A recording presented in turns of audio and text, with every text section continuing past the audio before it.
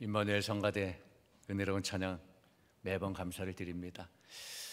오늘 7시 한 20분쯤에 제가 이렇게 교회 현관문을 딱 틀었었는데 우리 임마누엘 성가대 연습하는 찬양 소리가 저 밑에 들어오는 입구까지 다 들려요. 그래서 딱 첫 마디가 들리는데 믿는 자여 어디 얇고 그 화음이 쫙 들리더라고요. 그 연습하시는 제 가슴이 뭉클했습니다. 그래서 참 은혜롭다. 그래서 계속 이제 설교 원곡 사무실 앉아 준비하고 하는데도 그 믿는 자여 어디 얇고라는 그 문구가 계속 이렇게 되뇌어지는 겁니다. 지금도 역시 찬양 들으면서 그런데 정말 우리 믿는 자가 어찌할까 그 마음이 너무 와닿습니다. 그런데 오늘 찬양 이 내용을 보니까 찬양이 눈을 들어 하늘을 보라 그런데 가사가 쭉 있는데 여러분 오늘 제가 시편 37편 1절로 11절까지 말씀을 봤습니다. 이 말씀을 가지고 이제 감사에 대해서 말씀을 물론 드리는데 사실은 이 시편은 악한 자들에 대한 그런 내용의 시편인데 이 찬양을 들으면서 문득 그 생각이 들었습니다. 여러분들에게 숙제를 내드리는 겁니다. 집에 가셔서 다시 한번 이 눈을 들어 하늘을 보라는 이 찬양 가사를 다시 음미해 보시면서 오늘 이 시편 37편 오늘 본문 말씀을 병행해서 한번 묵상을 해보세요. 그러면 우리 믿는 자들이 어떻게 해야 되는가 오늘 말씀을 주시는구나 그런 은혜를 받게 될 것 같아요. 이건 숙제로 제가 뭐 다시 설명해 드릴 수는 없는 거고 그러면 참 좋을 것 같다는 생각이 들었습니다. 은혜로운 찬양 감사를 드리고요. 늘 수고해 주시는 우리 임마누엘 성가대에 감사하고요. 오늘 이 참석한 여러분들 오늘 찬양과 오늘 말씀과 더불어서 여러분들의 삶이 하나님의 은혜가 풍성하게 넘치시고 믿는 자다운 삶을 살아가시는 그런 여러분 되시기를 주님의 이름으로 축원합니다. 오늘은 추수감사절을 앞두고 역시 감사절기에 11월 우리가 주제가 감사잖아요. 그래서 감사에 대해서 생각을 해보려고 합니다. 한자로 감사는 느낄감 그리고 살해할 사가 한자인데 그래서 받은 은혜를 감사를 하고 마음에 받은 것에 대해서 받은 은혜에 대해서 마음에 새기고 고마움을 보답하는 것. 그게 감사라는 의미예요. 우리가 다 아는 거죠. 여러분 탈무드에 보면 이런 이야기가 있습니다. 세상에서 제일 지혜로운 사람이 누굴까? 여러분 세상에서 제일 지혜로운 사람은 누굴까요? 세상에서 제일 지혜로운 사람은요 어떤 경우에 처해도 배우려고 하는 자세를 갖는 사람들, 배움의 자세를 갖는 사람이 지혜로운 사람이래요. 그리고 또 이 세상에서 제일 강한 사람은 누구인가? 이 세상에서 제일 강한 사람은 자신과의 싸움에서 이기는 사람이라는 거예요. 그런 것 같아요, 그렇죠? 자신과의 싸움에서 이기는 게 자신과의 싸움은 제일 힘들 것 같아요. 그래서 세상에서 제일 강한 사람은 자신과 싸움에서 이기는 사람이다. 그리고 세상에서 제일 행복한 사람은 누구인가? 세상에서 제일 행복한 사람은 누굴 것 같아요? 여러분, 내 자신일 것 같아요? 세상에서 제일 행복한 사람은요 지금 이 모습 이대로 감사하면서 살아가는 사람. 어떤 상황이든지 간에 지금 이 상황을 감사하면서 살아가는 사람이 세상에서 제일 행복한 사람이래요. 우리가 지혜도 좋고 강한 것도 좋습니다. 그런데 우리가 평생 살아가면서 가장 필요한 건 뭘까요, 여러분? 행복한 삶 아닐까요? 행복하면 좋잖아요, 그렇죠? 그런데 그 행복은 감사를 통해서 나온다는 것을 이 탈무드 이야기지만 강조하고 있습니다. 여러분 우리는 감사의 절기를 보내고 있습니다. 우리가 이 절기만 감사할 게 아니고 또 오늘 하루만 감사할 것이 아니고 사실 우리는 살아가면서 평생 감사해야 되는 거예요. 여러분 항상 범사에 감사하시며 살아가는 여러분 되시길 바랍니다. 감사하면 행복하게 될 줄 믿고 감사하면 행복한 삶이 열려진다는 것을 믿으시고 감사의 삶을 살아가시는 여러분 되시기 바랍니다. 정말 감사하다 보면 좋은 일도 생길 거예요. 여러분 이런 얘기는 들어봤을 것 같은데 제가 전에도 한번 했던 얘기인데요. 이 독일에 대기근이 있었을 때 어떤 한 부자가 가난한 아이들을 이렇게 불러다가 빵을 줬다는 거예요. 우리도 예전에 뭐 경주 최부자 뭐 그런 얘기도 있는데, 이 독일의 이 부자도 이 대기근 때 가난한 아이들이 오라고 그래가지고 빵을 나눠줬대요. 아이를 불러서 자, 이 자루 속에 빵이 있으니까 너희들이 하나씩 가져가라. 그러니까 그리고 또 내일도 오면 내일도 줄게, 한 개씩만 가져가라. 그러니까 아이들이 다 모아가지고 막 골라서 가는 거죠. 뭐 득달같이 달라붙어서 빵을 하나씩 들고 갑니다.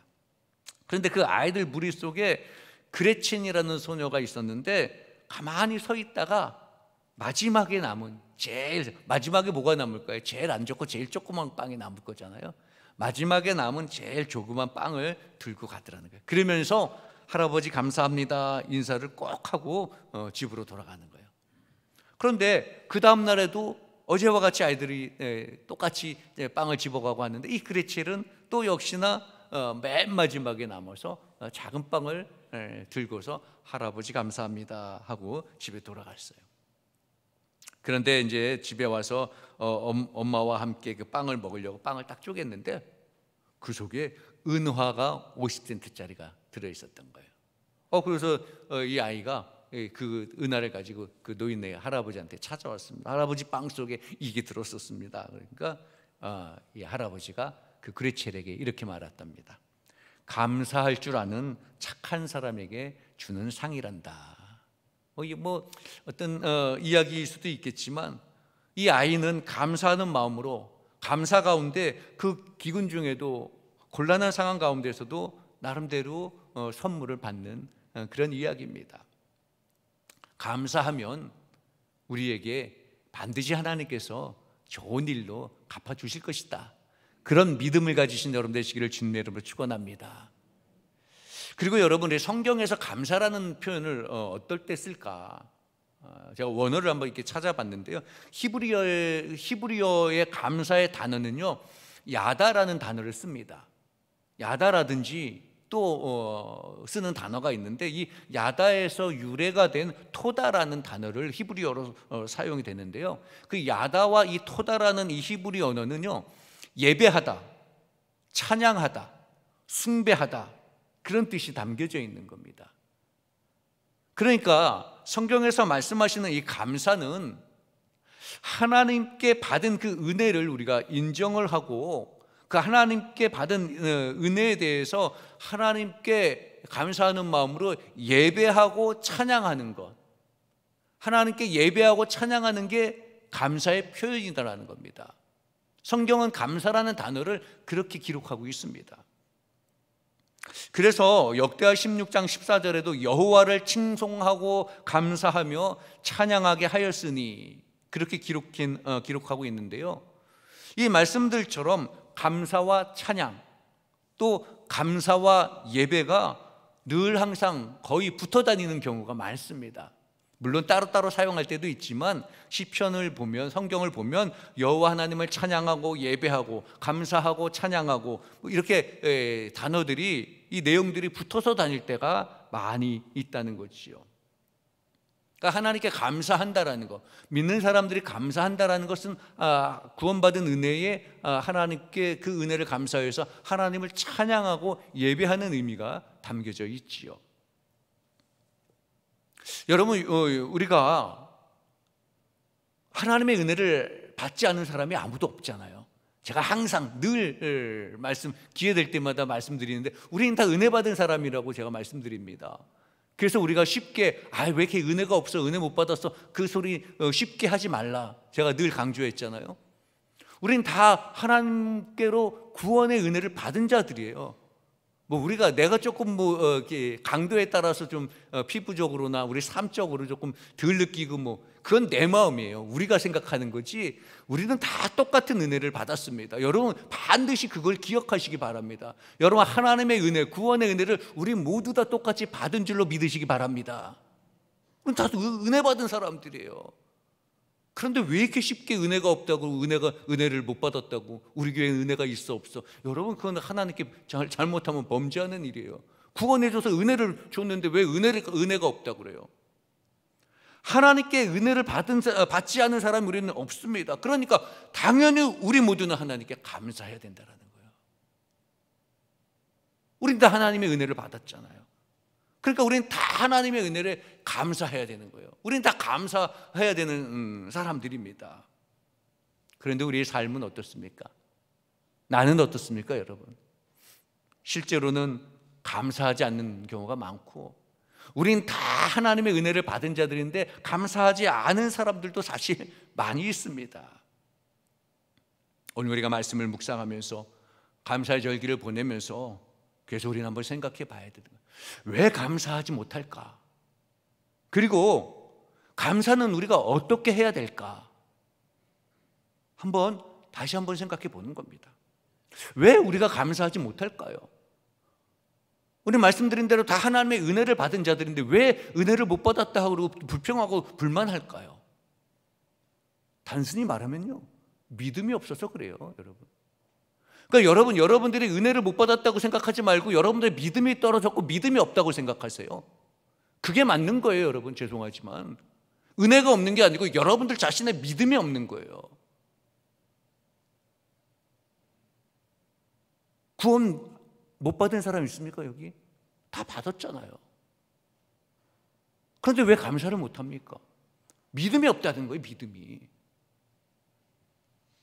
죄송하지만 목사님이라고 장로님들이라고 권사님들이라고 다 믿음이 많을 것 같지만 하는 행동 보면 야, 저 사람이 정말 신앙인 맞아?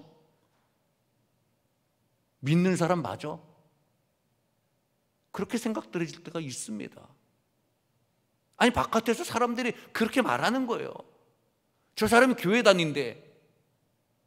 어떤 의미로 말할까요? 그 뉘앙스엔 뭐가 있습니까? 야, 저 사람 교회 다니는데 역시 정말 사람이 진짜 괜찮아. 그런 뉘앙스는 별로 없어요.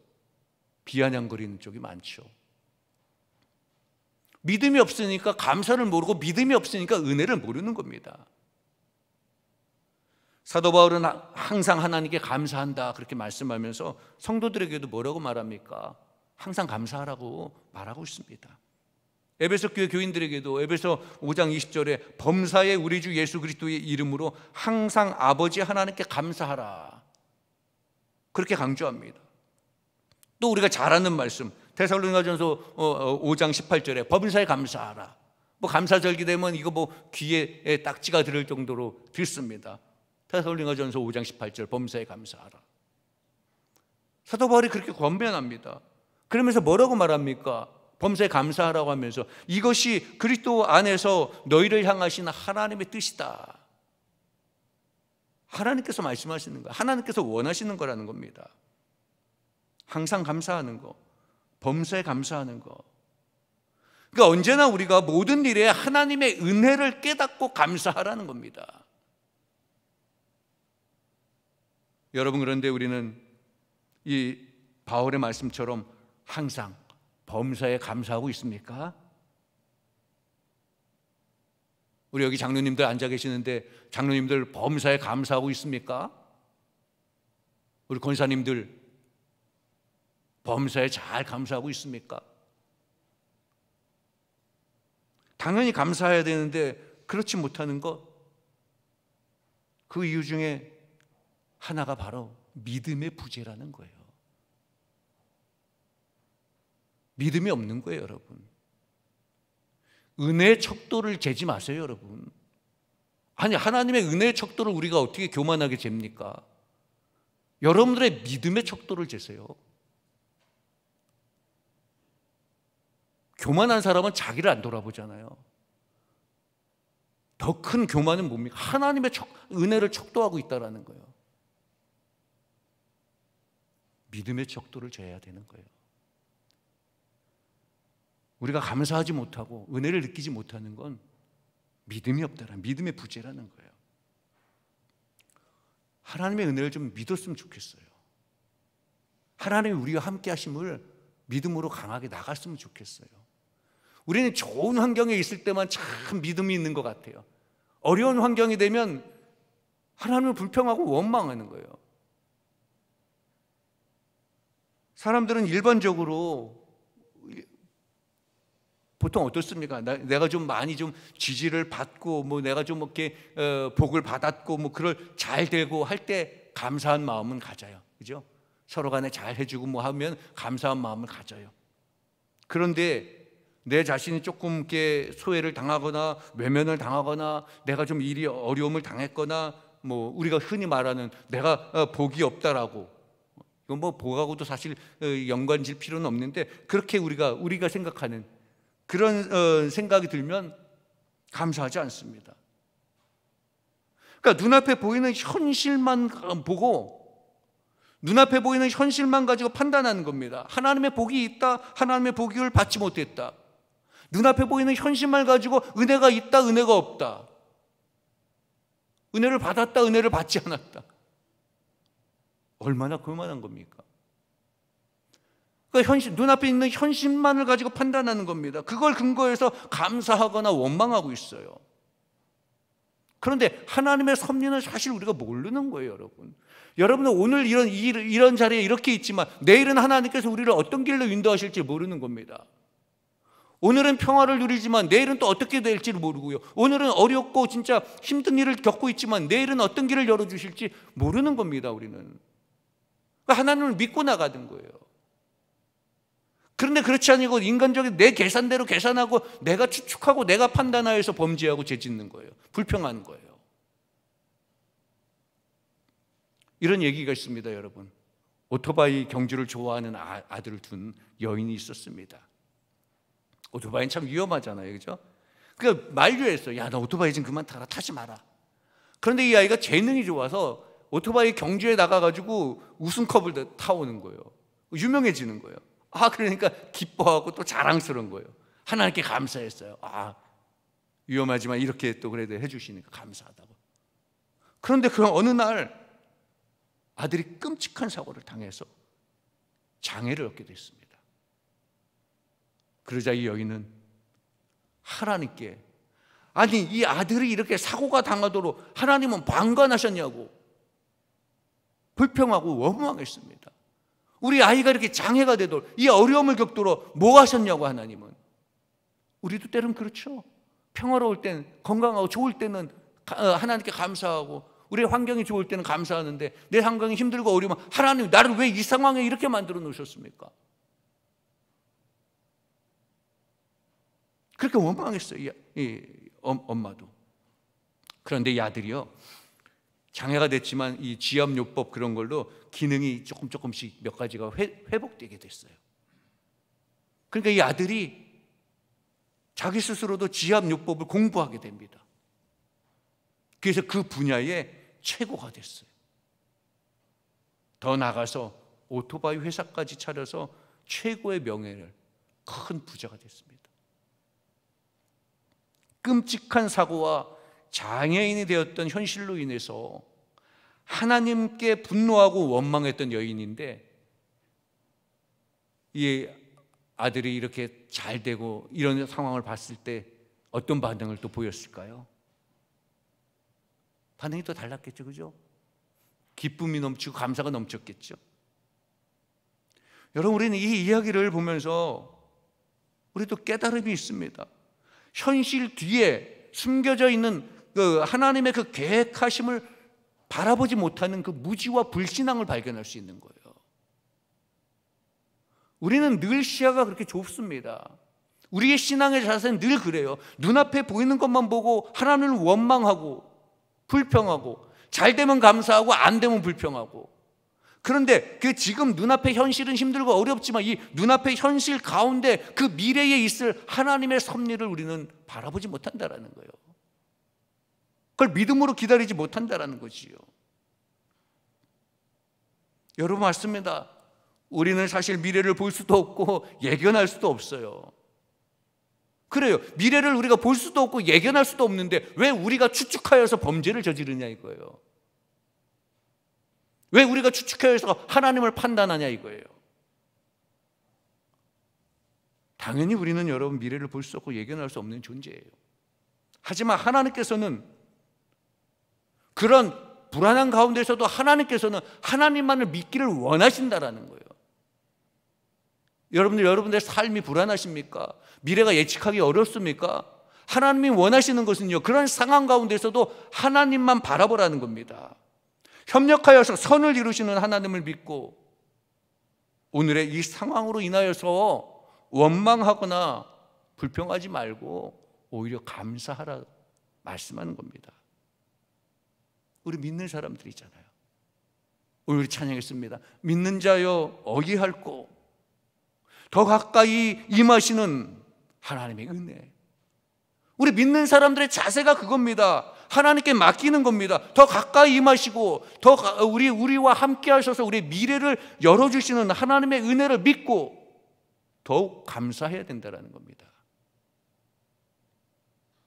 우리 사랑하는 성도 여러분, 더 가까이 임하시는 여호와 하나님의 은혜를 감사하면서 믿음으로 하나님을 바라보신 여러분 되시기를 주님의 이름으로 축원합니다. 그 믿음이 있어야 우리가 감사할 줄 아는 거예요. 믿음이 없으니까 감사를 모르고 은혜를 모른다라는 거죠.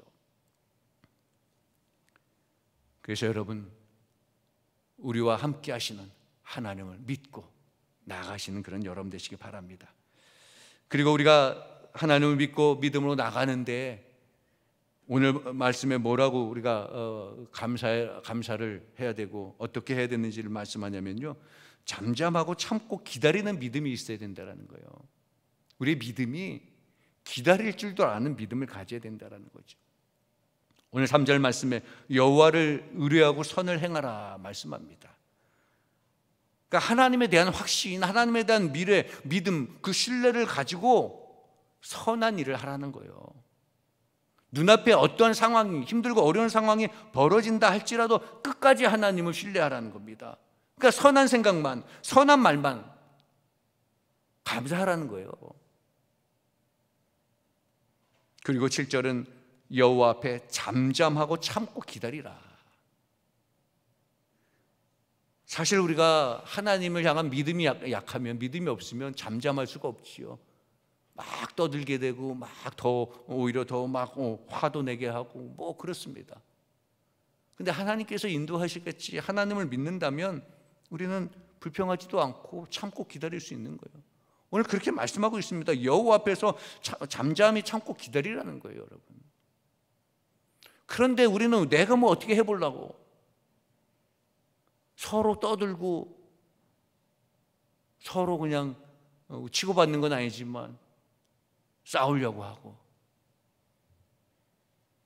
여러분, 출애굽기를 보면요, 15장에 모세와 이스라엘 자손이 홍해를 건너는 장면, 그래서 홍해를 건너게 하신 하나님께 노래하고 찬양하는 장면이 출애굽기 15장에 나옵니다. 얼마나 기뻐요. 홍해를 건너고 그 애굽의 손길에서 벗어났으니까. 그런데 그 앞에 14장에 보면요, 굉장히 대조적입니다. 14장에서는 두려움에 가득 찬 이 이스라엘 백성들이 원망하는 모습이 기록되어 있습니다. 정말 앞에는 도저히 건널 수 없는 홍해가 있고 뒤에는 바로의 군대가 쫓아오고 있고, 그런 상황 가운데 아주 심히 부르짖어 막 울부짖는 그 두려움 가운데 울부짖으면서 원망하는 그 내용이 14장에 있습니다. 뭐라고 불평합니까?